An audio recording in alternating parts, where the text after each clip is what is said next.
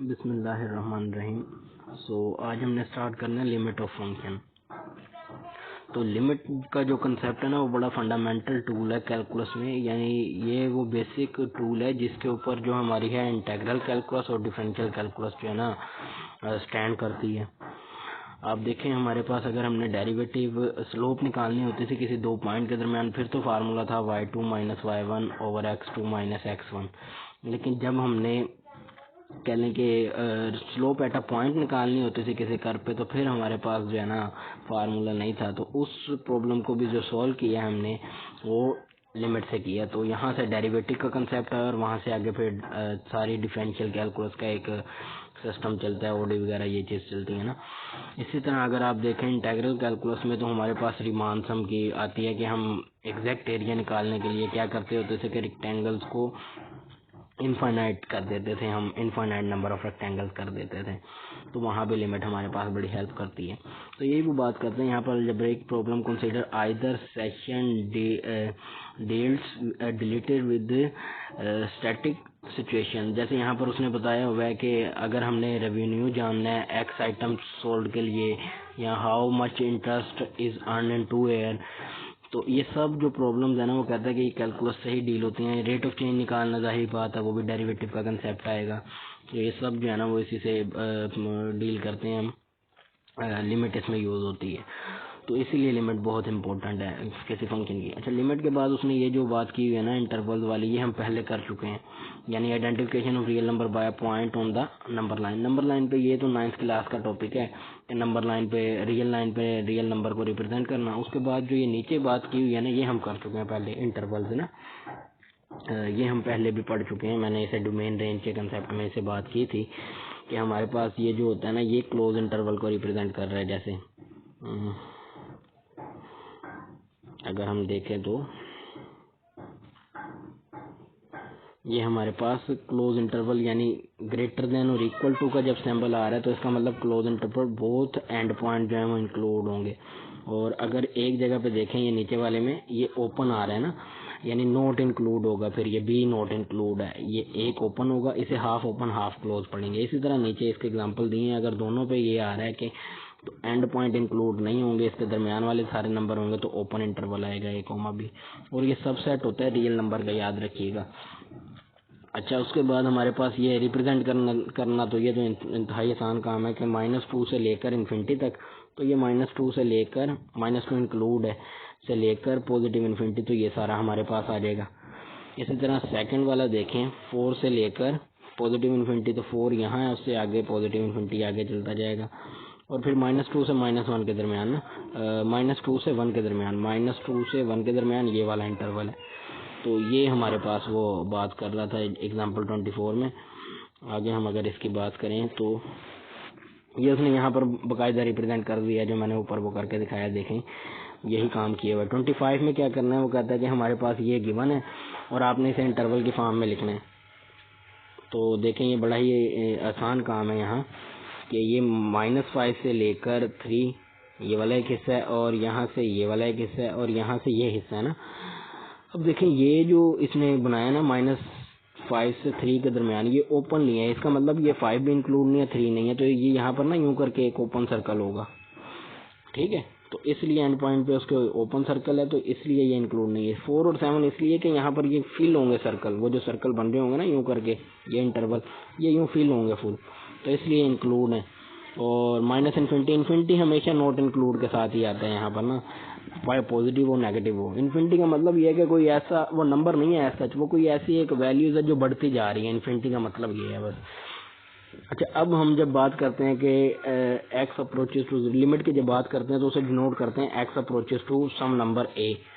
अच्छा, X approaches to A is not equal to X is equal to A. याद रखिएगा, X is not equal to A है ये। X approaches to ए का मतलब है, फर्ज करें ए अगर हमारे पास 6 है, तो इसका मतलब कि लेफ्ट साइड से राइट साइड से 6 की तरफ, या लेफ्ट साइड से 6 की तरफ हम 6 के करीब से करीब आते जा रहे हैं।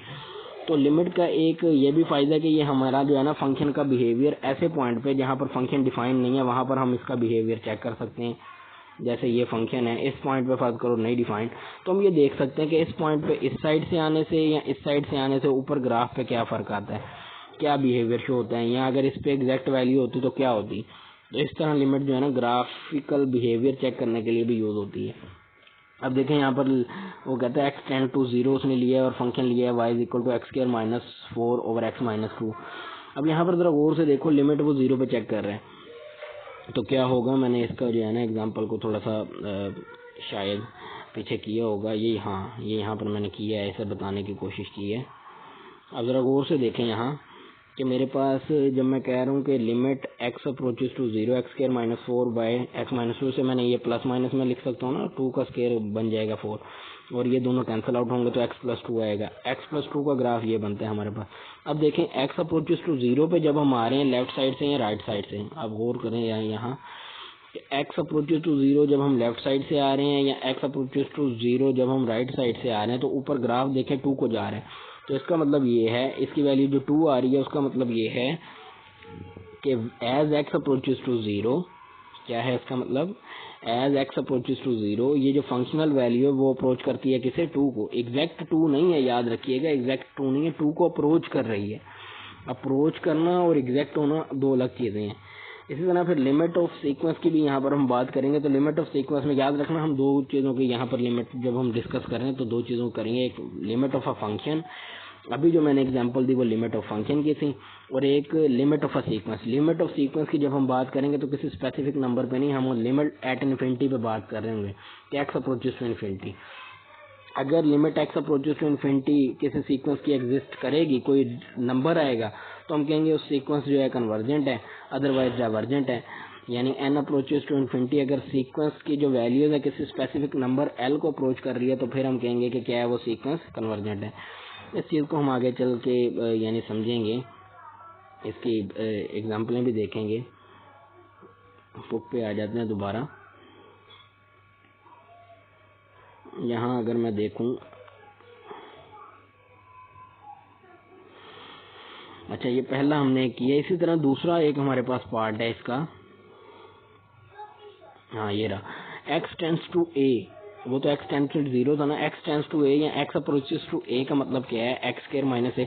इसे भी वही ऊपर वाले की तरह लिख सकते हैं, x minus a x plus a, और x माइनस a से x minus a cancel out हो जाएगा, x प्लस a आएगा, x की जगह जब a पुट करेंगे तो 2a आ जाएगा। तो उसका मतलब क्या होगा, और से देखें, उसका मतलब ये होगा, पीछे वाला पेज खुल गया, फिर इसे ऊपर करते हैं। उसका मतलब ये होगा हमारे पास कि ये देखें, as x approaches to a, f of x किसे अप्रोच करेगा, 2a को, l यानी उसे l का नाम दे रहे हैं ना, 2a को अप्रोच करेगा। और इसी तरह एक्स अप्रोचेस टू इन्फिनिटी के लिए क्या होगा हमारे पास कि एक्स अप्रोचेस टू इन्फिनिटी का मतलब है कोई नंबर बढ़ता से बढ़ता जा रहा है, इंतहाई बड़ा नंबर है, वो बहुत ही बड़ा नंबर है, लाख कह लें, 2 लाख कह लें, उससे भी बड़ा नंबर है। यानी जो आप नंबर सोच रहे हैं उससे बड़ा नंबर, जितना मर्जी बढ़ा सकते हैं, यूँ कह लें आप। और लिमिट एट इन्फिनिटी का निकालने का तरीका ये होता है कि आप देखें, जैसे यहाँ है ना ये 3x प्लस 2 ओवर x, तो आपने क्या करना है, सबसे पहले ऊपर देखना है कि सबसे बड़ी वैल्यू यानी x की सबसे बड़ी डिग्री वाली टर्म कौन सी आ रही है। यहाँ पर आ रहा है x ही आ रहा है, तो ऊपर से भी x कॉमन लेना है, नीचे से भी अब x से कॉमन लेना है। जब कॉमन लेंगे तो ऊपर बचेगा 3, नीचे बचेगा 1, और प्लस ऊपर आएगा 2 ओवर x और नीचे आएगा 1 ओवर x। अब जब ये वैल्यूज हम यहाँ पुट करेंगे, यहाँ ये वैल्यूज जब पुट करेंगे हम, तो हमारे पास देखें क्या आंसर आ रहा होगा, इसका आंसर आएगा 3। इसका आंसर क्या आ जाएगा, ये 3 आंसर आ रहा होगा।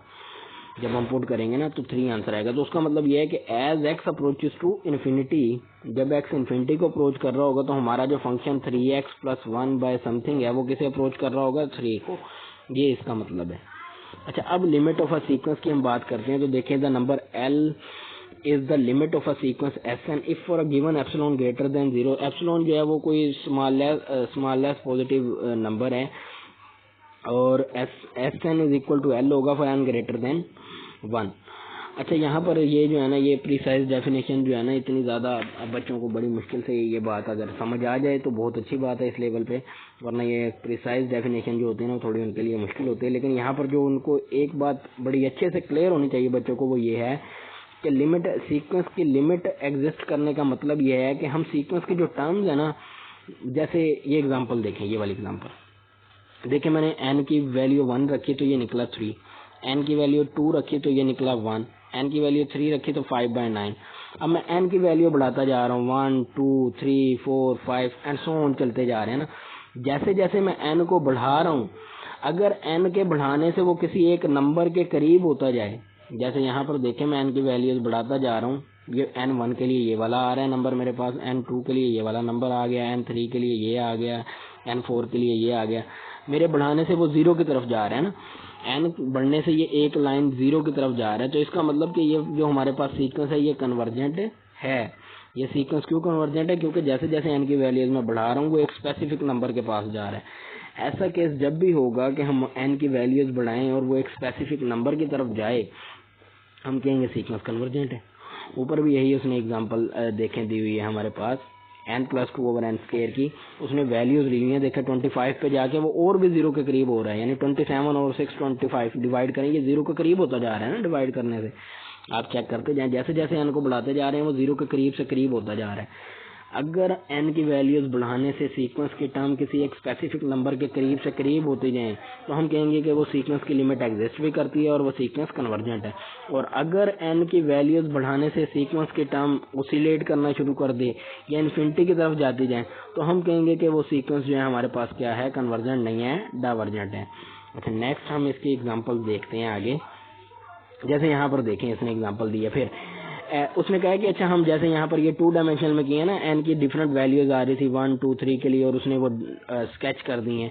इसी तरह यहाँ पर भी हम जो है ना सिंगल रियल लाइन पर भी रिप्रेजेंट कर सकते हैं। जैसे s की वैल्यू उसने यानी n की वैल्यू 1 रखी और उसे s1 का नाम दिया, वह 2 आ रहा है। n की वैल्यू 2 रखी, उसे s2 का नाम दे दिया, और n की वैल्यू 3 रखी और s3 का नाम दे दिया, n की वैल्यू 4 रखी और s4 का नाम दे दिया। उन सबको जब रियल लाइन पर ड्रा करेंगे तो वो देखें वो यानी हम कर सकते हैं ना। अब यहाँ पर भी वो एक किसी खास इंटरवल में आना शुरू हो जाएगा अगर सीक्वेंस कन्वर्जेंट होगा। तो ये नीचे उसने फिर रियल लाइन पर ड्रा भी किया हुआ है। फिर कुछ लिमिट के कुछ रूल्स आ जाते हैं कि अगर limit n approaches to infinity है, an है वो l हो, और limit n approaches to infinity b is equal to m हो, then there exists then the limits exist are the following। यानी अगर हमारे पास एक सीक्वेंस है n की भी लिमिट एग्जिस्ट करती है और b जो है कोई कांस्टेंट है उसकी लिमिट m एग्जिस्ट करती है, तो वो यहाँ पर वो बता रहा है कि कुछ लिमिट के रूल्स आते हैं। वो आप देख लें, सिंपल से हैं कि हमें पता है कांस्टेंट पे लिमिट अप्लाई नहीं होती। अगर कोई कांस्टेंट हो उसे बाहर ले सकते हैं, और अगर प्रोडक्ट ऑफ दो सीक्वेंस में आ रहे हैं तो दोनों पे अलग अलग लिमिट अप्लाई करके प्रोडक्ट ले सकते हैं। ये सारे रूल हमने पढ़े हुए हैं, क्वेश्चन में आ रहा है तो क्या उसका रूल होता है। एग्जाम्पल हम देखते हैं 27, यहाँ पर है 8n/n+3। तो देखें अब यहाँ पर भी वही काम हमने देखना है कि ये एग्जिस्ट करता है कि नहीं। तो सिंपल सा रूल पहले ये है कि ऊपर और नीचे देखें, सबसे बड़ी वैल्यू n की क्या आ रही है, n की टर्म क्या आ रही है डिग्री में, तो n 1 में ही आ रहा है। तो ऊपर से तो n कॉमन लेने की जरूरत, नीचे से n जब कॉमन लेंगे तो 1 + 1/n हो जाएगा, n से n कैंसिल। अब देखें 1/∞ हो जाएगा जब हम लिमिट पुट करेंगे, तो 1/∞ 0 के इक्वल होता है। तो यहाँ से देखें 8 वैल्यू आ रही है। इसका मतलब ये है, ये जो आंसर है इसका मतलब ये है कि जैसे जैसे आप ना चेक कर सकते हैं n को 1 2 3 4, जैसे जैसे आप देखेंगे n को रख रहे हैं ना 1 2 3 4 या कुछ भी, तो उसकी जो वैल्यूज है वो क्या कर रही हैं, उसकी वैल्यू 8 के करीब से करीब होती जा रही है। तो इसका मतलब कि ये सीक्वेंस कन्वर्जेंट है। और वैसे भी लिमिट से हमने ये चेक भी कर लिया कि ये कन्वर्जेंट 8 आंसर आ रहा है। अच्छा, बी पार्ट में देखें, ऊपर n की पावर 5 बड़ी आ रही है और नीचे n की पावर 4, लेकिन दोनों में सबसे बड़ी कौन सी है, n की पावर 5। तो इसीलिए ऊपर से भी n की पावर 5 कॉमन ले लिया, नीचे से भी n की पावर 5 कॉमन ले लिया। अब जब ये कॉमन हम ले लेंगे, मैं अगर यहाँ पर ये थोड़ा सा दिखाऊं, जब हम इसे कॉमन ले लेंगे ऊपर नीचे से तो ये कैंसिल आउट हो जाएंगे। और फिर क्या होगा कि उसमें हमें पता है कि अगर इन्फिनिटी है, इन्फिनिटी का क्यूब भी इन्फिनिटी ही होगा, इन्फिनिटी की पावर कुछ भी ले लो वो इन्फिनिटी ही रहता है, ठीक है। तो इसी तरह ना फिर हम जब यहाँ पर देखें लिमिट उसकी पुट करेंगे, यहाँ देखें लिमिट जब पुट की 1/n की जगह, ये इन्फिनिटी का स्क्वायर है, इन्फिनिटी का क्यूब, 1/∞ अगर 0 तो 1/∞ की पावर कुछ भी हो वो भी 0 ही होगा। तो देखें ये 0 हो जाएगा, ये 0 हो जाएगा, ये भी 0, ये भी 0, ये भी 0। तो ऊपर बचा सिर्फ 1, नीचे बचा 0, तो 1/0 ∞। अब देखें n की, इसका मतलब ये है कि ये इन्फिनिटी आ रहा है, और अगर इन्फिनिटी आ रहा है तो लिमिट एग्जिस्ट नहीं करती और ये सीक्वेंस डाइवर्जेंट है। दूसरा इसका मतलब ये है कि आप n की वैल्यूज रख के देखें, 1 2 3 4 5 6 7 इस तरह रख के देखें। आप जैसे जैसे n की वैल्यूज बढ़ाएंगे उसकी जो फंक्शन, उसकी जो कोरस्पोंडेंस वैल्यूज आ रही होंगी S1 S2 S3 वो बढ़ता जाएगा, बड़ी से बड़ी आएंगी, डाइवर्जेंट है। अच्छा, फिर हमारे पास है सीक्वेंस -1 की पावर n। अच्छा ये पीछे देखें, इसकी उसने बताया हुआ बड़ी डिटेल से।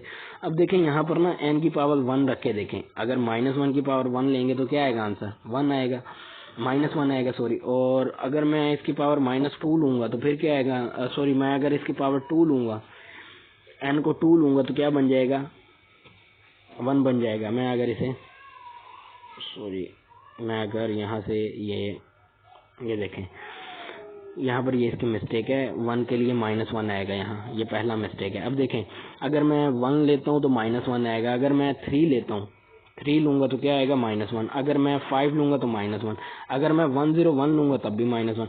इसका मतलब कि मैं कोई सा भी ओड नंबर लूंगा तो -1 की पावर n में n कोई भी ओड नंबर होगा तो वो -1 आएगा।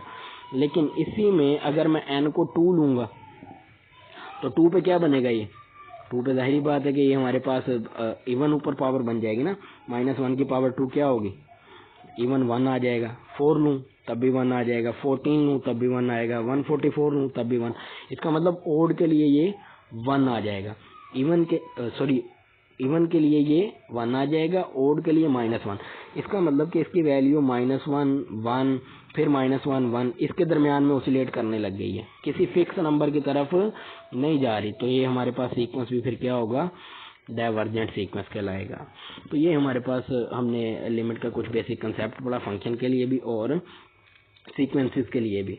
और चेक करने का तरीका भी देख लिया कि चेक करने का तरीका ये है कि जो हाईएस्ट पावर वाली टर्म होगी उसे कॉमन ले लेंगे ऊपर नीचे से, और फिर उसे सिंप्लीफाई करके आंसर निकाल लेंगे। और इसका मतलब क्या होता है लिमिट सीक्वेंस की लिमिट का, कि n की वैल्यूज बढ़ाने से अगर वो किसी खास नंबर की तरफ जा रहा है तो वो कन्वर्जेंट है, अदरवाइज डाइवर्जेंट है। नेक्स्ट हमारे पास जो टॉपिक होगा वो होगा लिमिट ऑफ फंक्शन। आगे उसके कुछ रूल्स होंगे, उसमें एक बहुत इंपॉर्टेंट टॉपिक जो थ्योरम है वो है स्पेस थ्योरम, या कह लो कि सैंडविच थ्योरम आता है। और कुछ लिमिट के हमारे पास जो है ना प्रूफ वगैरह आएंगे, वो भी इंशाल्लाह हम इसी में देखेंगे।